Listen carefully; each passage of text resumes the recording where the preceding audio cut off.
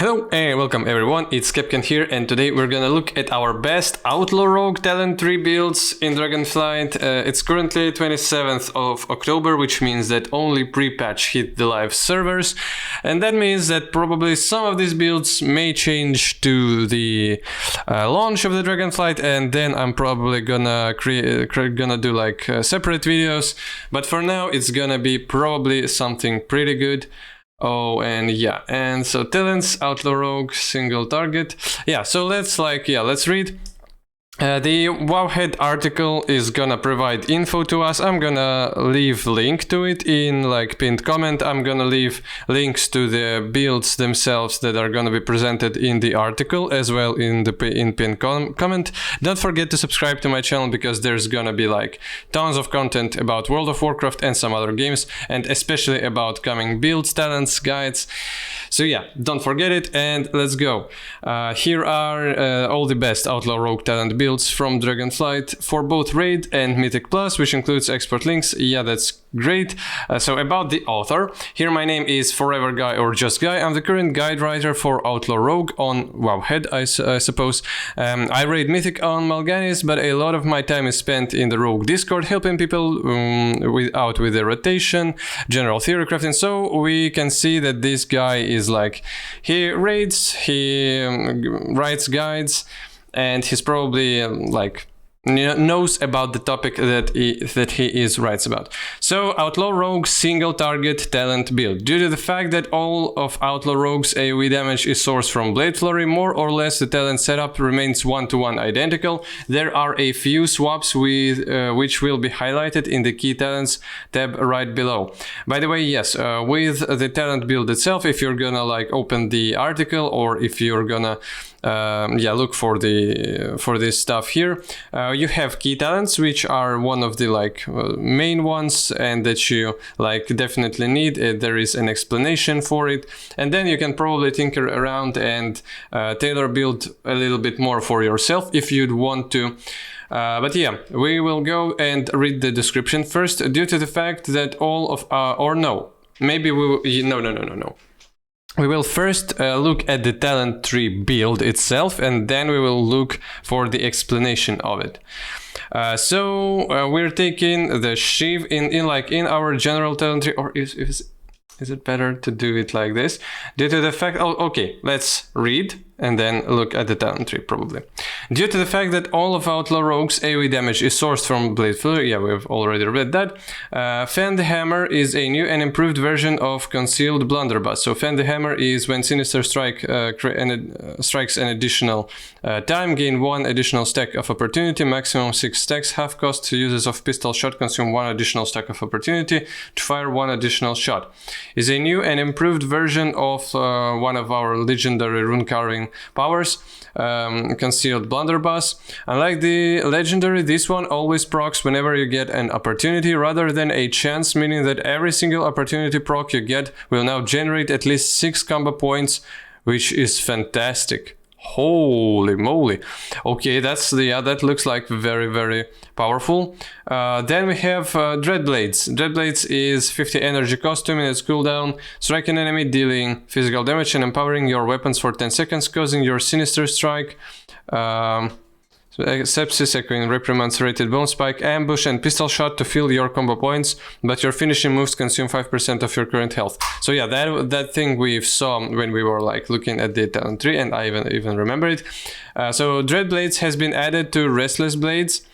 Restless Blades is finishing moves reduce the remaining cooldown of many rogue skills by 1 second per combo point spent, giving it a huge power increase. While the base cooldown has been increased, being added to Restless Blades is insane for uptime.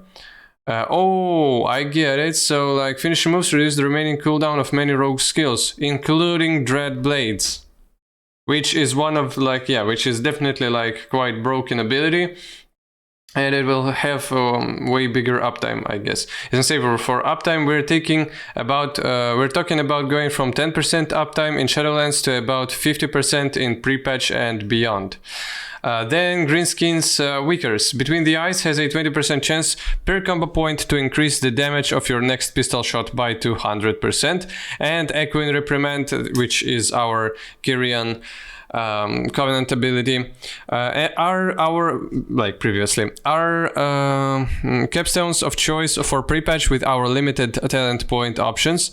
Both are basically just legendaries that we could be already equipping. Resounding Clarity, Echoing Reprimand, Anima charges 3 additional combo point with Resounding Clarity is, no, I guess like Echoing Reprimand with Resounding Clarity is huge for CDR, which feeds into Invigorating Shadow Dust being so powerful, while Greenskin Wickers is just a generic deal more damage effect within which is still great.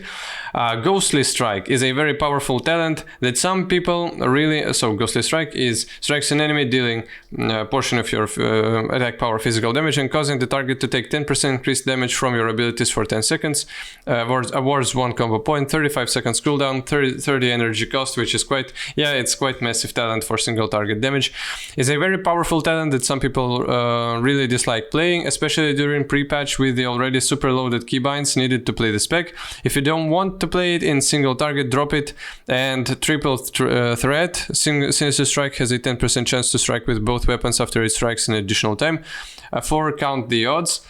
Drop it and triple... Oh, drop it and triple threat. 4 count the odds. Ambush and Dispatch have a 10% chance to grant you a Roll the Bones combat enhancement buff you do not already have for 5 seconds duration and chance doubled while stealthed, and improved Adrenaline Rush.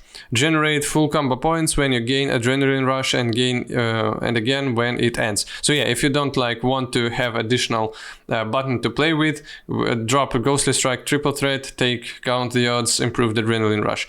It's about a 4% loss to do this, but if you want, it's the best alternative. Yeah, if you want to like play maybe more simple rotation. Okay, let's go and look for the build itself. So we're taking in general talent 3 Shiv, probably just to like start this part. So evasion, of course, it's one of our main defensive cooldowns. Shiv itself, it's just like dispels all enrages, applies concentrated form of your non-lethal poisons, yeah, deals some damage. So then we're taking Numbing Poison. Coats your weapons with a non-lethal poison that lasts 1 hour. Each strike has a 30% chance of poisoning enemy, slowing their attack and cast speed, which is very, very handy. Fleet-footed, movement speed increased by 15%, more mobility. Virulent poisons increase the damage of your weapon poisons by 10%. That's probably just for us to... Or not. If we're gonna take like non-lethal poison. Okay, so just increase damage of poisons. Increase the critical strike chance of your attacks that generate combo points by 10%, which is massive. And Vigor increases your maximum energy by 50 and your energy regeneration by 10%. And energy regeneration is just like crucial. It's your main resource. Yeah, that's quite obvious here. So Blind we're taking automatically. It blinds the target for 1 minute. Feint performs an evasive maneuver, reducing damage taken from AoE effects or attacks, I mean, yeah. Then Gouge, just like additional CC ability, incapacitating target for 4 seconds. Just like, yeah, your basic rogue stuff. Reduces the cooldown of sprint by 60 seconds, which means more mobility, again improved sprint. Cheat Death. Fatal attacks instead reduce you to 7% of your maximum health. So that's for you to survive some lethal damage. Yeah, just like Cheat Death, which is 100% useful. Thief's versatility increased by 4%. Then Acrobatic Strikes increases the range of your melee attacks by 3 yards, which means that, yeah, you can position yourself more easily in the combat. Recuperator. Slice and Dice heals you for up to 1% of your maximum health per 2 seconds. Additional Sustain when you're like getting your buffs. Echoing Reprimand, as it was said previously, we're taking it, that's our Kyrian, Kyrian ability. So deals some arcane damage and extracting their anima to anima charge a combo point for 45 seconds, damaging finishing moves that consume the same number of combo points as your anima charge function as if they consumed 7 combo points. Awards 2 combo points, 45 seconds cooldown. Yeah, that's like just very powerful single target ability. And Resounding Clarity, Echoing Reprimand, anima charges 3 additional combo points. So yeah, just like basically very, very powerful single target ability. Then from our right part, we're taking like the lowest amount of talents with Sap. Probably all rogues know what it is. Cloak of Shadows, so that's our CC immunity cooldown. Tricks of the Trade, 30 seconds cooldown, redirects all threat, beginning with your next damage and attack to some party or raid member. And then we have our Shadow Step, step through the shadows and appear behind your target and gain 70% increased movement, so that's more for your mobility, more blinks. And Tide Spender, energy cost of finishing moves reduced by 10%, which again means more resources to you, more power to you. That's very good. Okay, so very like center focused talent tree with a bit of, here we have just like very powerful passive stuff, which probably why we're taking like this road anyways. And here we have some additional just utility, I guess. Now, what when it comes to the talent tree of the specialization itself, we have our starting points with Blade Flurry and Opportunity. So Opportunity grants your Sinister Strike to hit additional time. Blade Flurry is one of your main AoE cooldowns. Grappling Hook for your mobility, for your additional mobility. Weapon Master Sinister Strike has increased chance to strike additional time. Combat Potency increases your energy regeneration rate by 25%, which is like just massive, and you can't really skip it. Hit and run movement speed increased by 15%, and combined with this movement speed increase, you're gonna be very fast in combat, which is definitely gonna help you with like doing any raid mechanics. Adrenaline Rush, that's just like your damage cooldown that gives you very good energy regeneration and attack speed. Stamina increased by 10%. Okay, I guess a little bit more survivability through this. Yeah, probably because you don't really need this like talent for your hook, which why you're going here. Then Ruthlessness. Your finishing moves have a 20% chance per combo point spent to grant a combo point. Yeah, and that's very good for you to have back your combo points after you're spending them. Attacks that generate combo points deal 10% increased damage. Very big incentive on you having more and more just like passive increases to your combo point spenders and generators. Devious Stratagem. Gain 1 additional max combo point. Your finishing moves that consume more than 5 combo points have increased effects, and your finishing moves deal 5% increased damage, which is again very powerful passive damage increase. Triple Threat. So that's what you can take or not take if you like don't really want to get your Ghostly Strike. A Triple Threat. Sinister Strike has 20% chance to strike with both weapons after it strikes an additional time, and Ghostly Strike we've already like read it. It gives you additional like damage dealt to the enemy for like 10 seconds after you're striking it with it. So yeah, after Adrenaline Rush, we're taking Restless Blades. Finishing moves reduce the remaining cooldown of many rogue skills by 1 second. Oh yeah, and that's the thing that gives your Dread Blades and all your like cooldowns very such a good uptime. Then we're taking Roll the Bones, Roll the Dice of Fate, providing a random combat enhancement for 30 seconds, and Loaded Dice activating Adrenaline Rush causes your next Roll the Bones to grant at least 2 matches, which is quite powerful.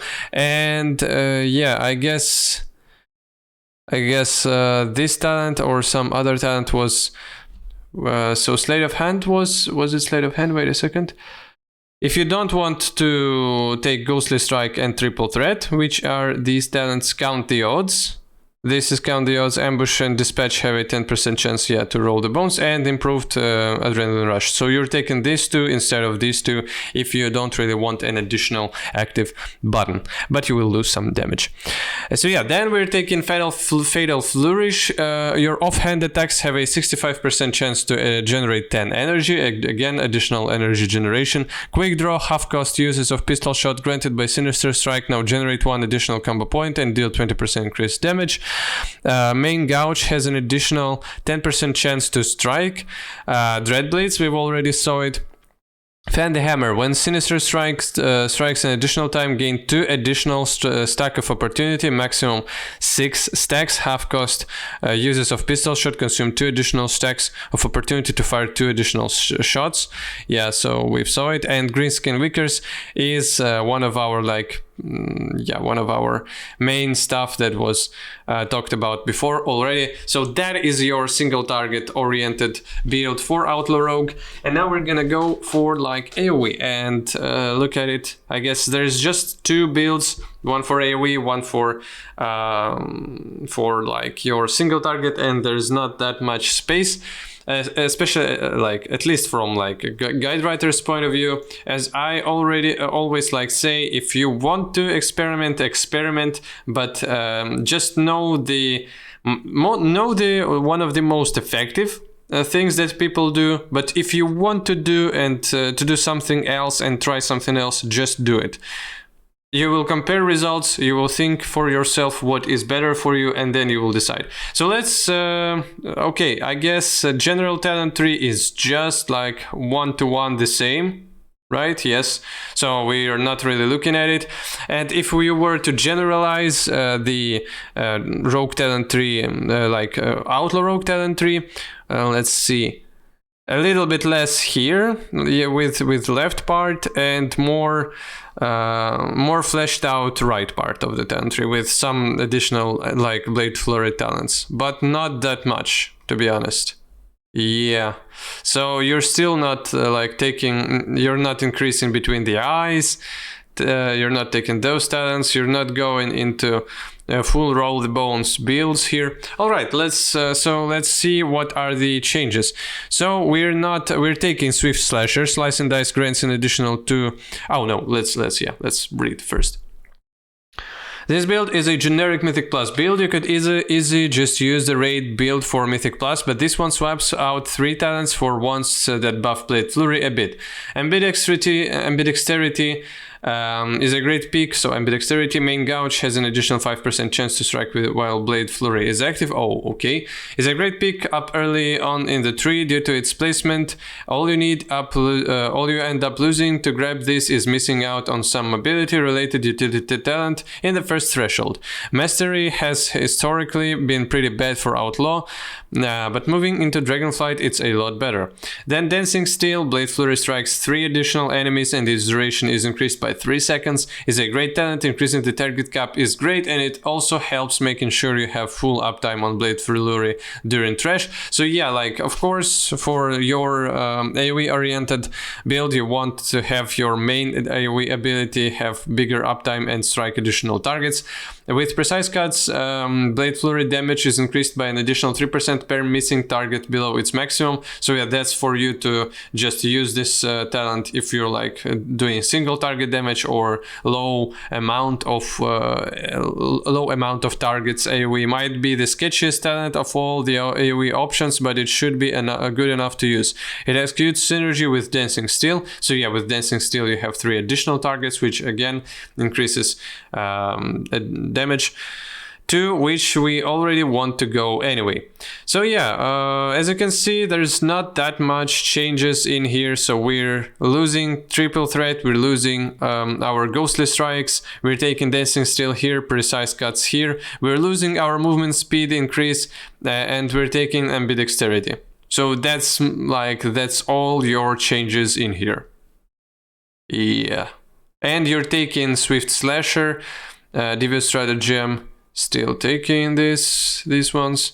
Yeah, and you're taking your Swift Slasher. So anyways, for like exactly following this, like exactly taking all these like talent trees, just use build links that are gonna be in the video description. Hope you're having a blast playing Dragonflight pre-patch, and I hope that expansion itself is gonna be very good, that everything is gonna be cool again, and we're all gonna be happy. Don't forget to subscribe to the channel if you want more content like this, if you like my explanations, comments, and stuff like that. So yeah, thanks for watching. Thanks for Wowhead for like exceptional information for us to look at, and have a good day. Goodbye.